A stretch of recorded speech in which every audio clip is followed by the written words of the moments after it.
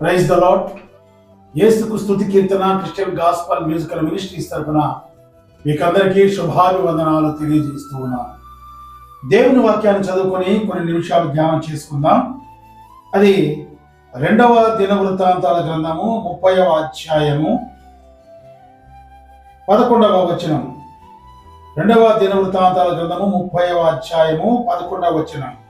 అయినను ఆషేరు, మనష్షే, జెబూలూను దేశముల వారిలో నుండి కొందరు కృంగిన మనసుతో యెరూషలేమునకు వచ్చిరి. కృంగిన మనసుతో యెరూషలేమునకు వచ్చిరి. ప్రియమైన వారలారా, ఇక్కడ చదవబడిన వాక్యము ఆషేరు, మనష్షే, జెబూలూను వారి దేశముల నుండి కొందరు ఇశ్రాయేలీయులు కృంగిన హృదయంతో యెరూషలేమునకు వచ్చారట. అయితే వీరు ఆయా ప్రాంతాల నుంచి మరి కృంగిన హృదయంతో యెరూషలేమునకు ఎందుకు వచ్చారు అనే చరిత్రను కొన్ని నిమిషాలు మనం విందాం. దావీదు రాజు తర్వాత సొలొమోను, అలాగే వారి తర్వాత అంత ఘనత పొందిన రాజు ఎవరైనా ఉన్నారంటే అది మరి హిజ్కియా. ఏలన ఆరంభించినప్పుడట యెరూషలేములో మరి పరిశుద్ధమైన మందిరము పాడుబడిన స్థితిలో ఉంది. ఆయనకు ముందు ఉన్న రాజులు దాన్ని నాశనం చేశారు. దేవాలయం తలుపులు బిగించేశారు. లోపల మరి అనేకమైన చెడు లక్షణాలు, చెడు కార్యాలన్నీ జరుగుతూ ఉన్నాయి. అటువంటి పరిస్థితి అక్కడ ఉంది. మరి హిజ్కియా రాజు అయిన తర్వాత ముందుగా ఆయన మరి లేవీయులైన యాజకులను పిలిపించాడట. పిలిపించి మీరందరూ వెళ్ళి మిమ్మల్ని మీరు పవిత్రపరచుకొని, మిమ్మల్ని మీరు ప్రతిష్ఠించుకొని, మిమ్మల్ని మీరు యెహోవాకు అప్పచెప్పుకొని యెరూషలేము దేవాలయం యొక్క తలుపులు తీయండి.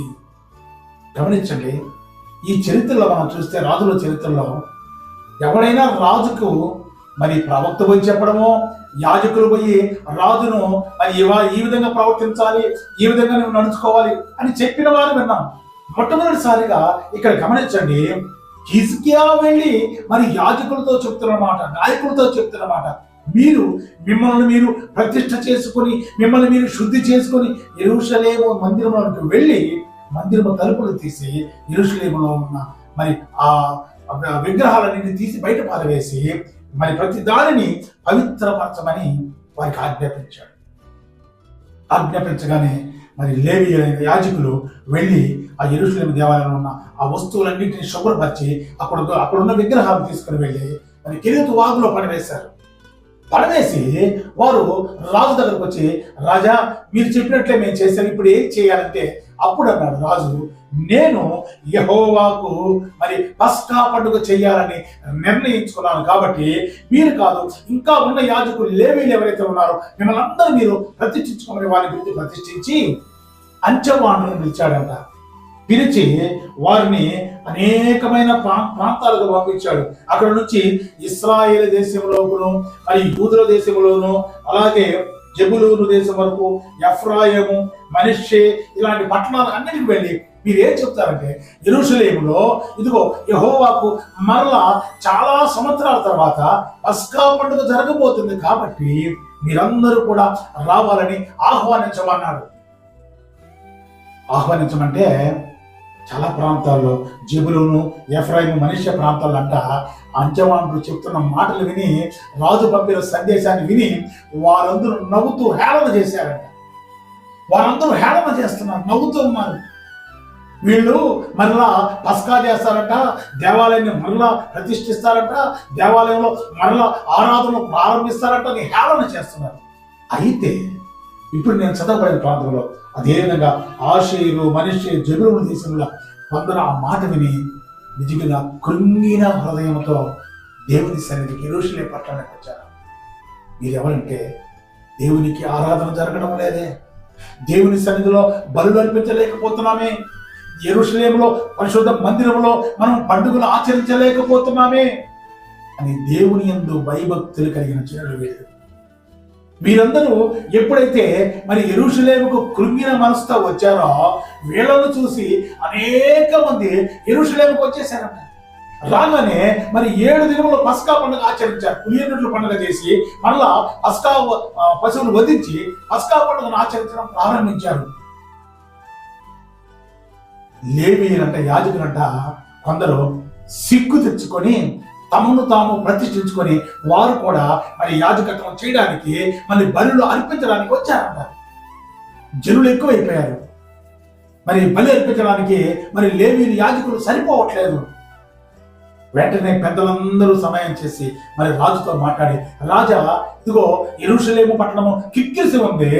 అనేక మంది ప్రజలు యెహోవాను సేవించడానికి, పస్కా ఆచరించడానికి వచ్చారు. కాబట్టి ఇదిగో మనము మరి ఇంకొక 7 రోజులు ఈ పండుగను ఆచరిద్దాం అని చెప్పినప్పుడు రాజు సమ్మతించి మరి ఆ పండుగను మరొక 7 రోజులు పొడిగించారంట.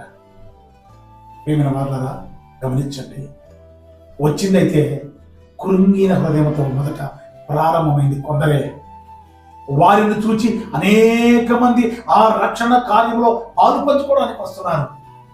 ఎప్పుడైనా గమనించండి, మనము వాళ్ళు వస్తారులే, వాళ్ళు మారుతారులే, వారు పరిచయం చేస్తారులే, వారు ఆరాధన చేస్తారులే, వారు ప్రారంభిస్తారులే అనుకుని ఎదురు చూస్తున్నామా?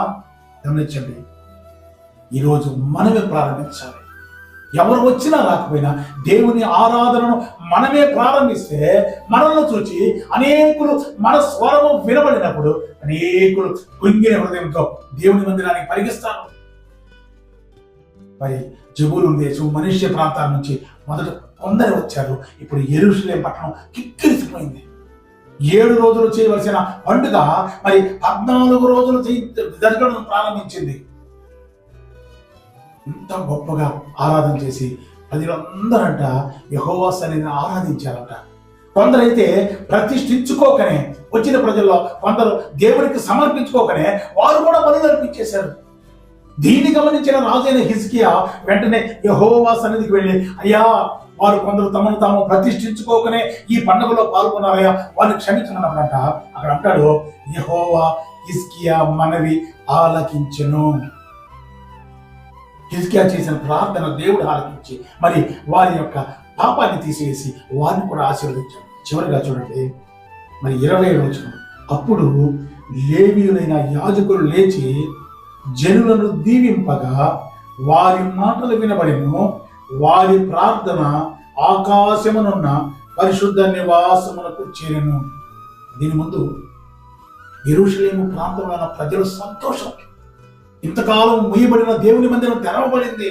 ఇంతకాలం లేని పండుగ ఎప్పుడో మరి సొలొమోను కాలంలో జరిగిందంట. అంత పెద్ద పండుగ పస్కా. మరలా సొలొమోను తర్వాత ఇంత ఘనంగా, ఇంత పెద్దగా మరి పస్కా జరగడం ఇదే అని ప్రజలు సంతోషం. ఇంత సంతోషిస్తుంటే అంట మరి లేవీయులైన యాజకులు లేచి జనులను దీవించడం ప్రారంభిస్తుంటే అందరు జనులందరినీ దీవిస్తుంటే వారందరూ ఆనందంగా వెళుతూ ఉంటే ఈ మాటలంట పరిశుద్ధ స్థలంలో, ఆకాశంలో పరిశుద్ధ స్థలానికి చేరాయంట. గమనించండి ప్రియులారా, ఎప్పుడైతే కృంగిన హృదయంతో దేవుని మందిరానికి పోతావో, ఎప్పుడైతే కృంగిన మనసుతో దేవుని సన్నిధిలో ఆరాధించడానికి వెళతావో, దేవుని దీవెనను పొందుకోవడానికి అర్హత పొందుతావు. దేవుని మన సన్నిధిలో ఎలా ఉండాలంటే మనల్ని మనం తగ్గించుకోవాలి. దేవుని సన్నిధిలో యెహోవా సన్నిధిలో ఉన్నాడని భయపడి వణకాలి. దేవుని సన్నిధి అక్కడ ఉంటే ఈ రోజుల్లో అయితే ప్రతి ఒక్కరూ మరి బైబిల్ తేవడం కూడా చాలా మంది మానేశారు. ఫోన్లోనే బైబిల్, పరిశుద్ధ గ్రంథాన్ని మోయలేని స్థితిలోకి ఉన్నారు. ప్రియమైన వాళ్ళారా, జ్ఞాపకం చేసుకోండి. కృంగిన హృదయంతో యెరూషలేము మందిరంలోకి వస్తే హిజ్కియా ఆ పండుగను చూసి ఆనందిస్తుంటే, లేవీయులు లేచి వారిని అందరం దీవిస్తుంటే ఆకాశమందున దేవుడు వారిని దీవించాడు. కృంగిన హృదయంతో దేవుని మందిరానికి వెళితే సంతోషంగా ఆనందంగా తిరిగి ఇంటికి వస్తాం. అటువంటి హృదయం మనకు కావాలి.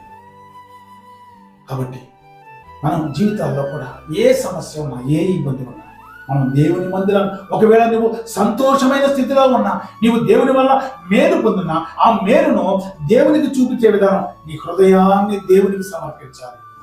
అప్పుడు దేవుడు మనల్ని దీవిస్తాడు. అట్టి కృప దేవుడు మనకు దయచేసి కాపాడునుగాక. ఆమేన్. ప్రార్థన చేసుకుందాం. తండ్రి, నీకు వందనాలయ్యా, చెప్పబడిన మాటలు మీరు దీవించారు.